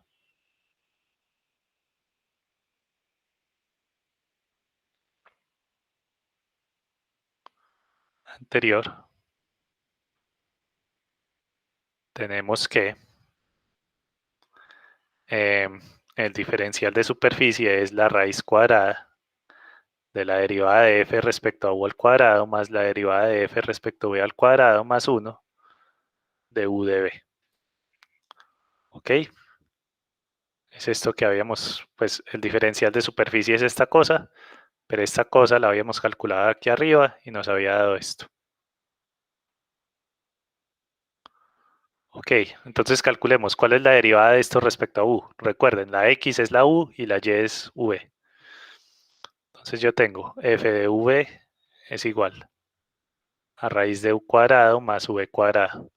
La derivada de esto respecto a u es u sobre la raíz cuadrada de u cuadrado más v cuadrado.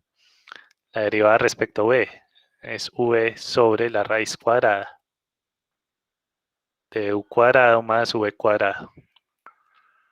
Ahora entonces nos sale que el diferencial de superficie va a ser esta raíz cuadrada grande. Aquí tenemos u sobre esta raíz elevado al cuadrado, v sobre esta raíz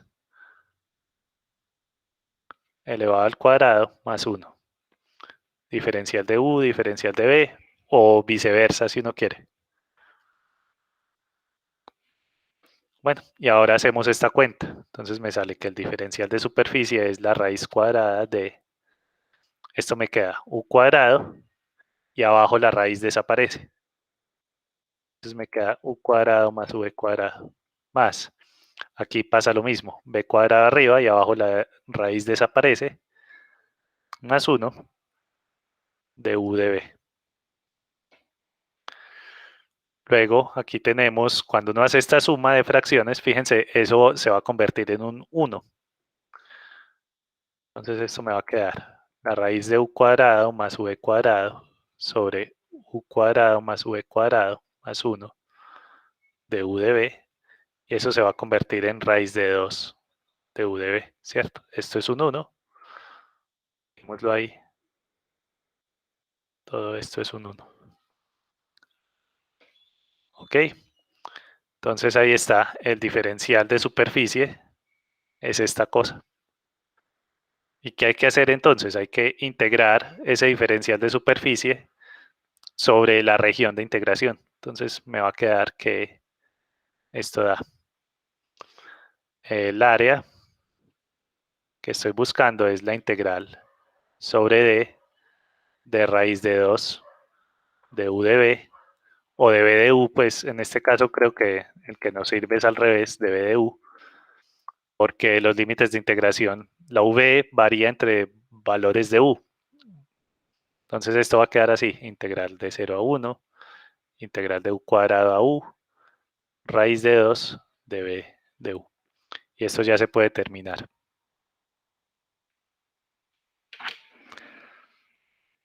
Ok. Entonces este es un ejemplo más bien sencillo de cómo calcular un área superficial. Ya es cuestión de que ustedes, pues ahí hay muchos ejemplos, háganle, vayan practicando, también están los talleres. Y eso era todo por hoy. Hablamos el próximo jueves. Una cosita, yo creo que no voy a alcanzar a hacer taller de repaso para este último parcial, porque estamos muy cogidos del tiempo, no sé si voy a alcanzar a hacer todo el contenido, pues espero que sí. Entonces,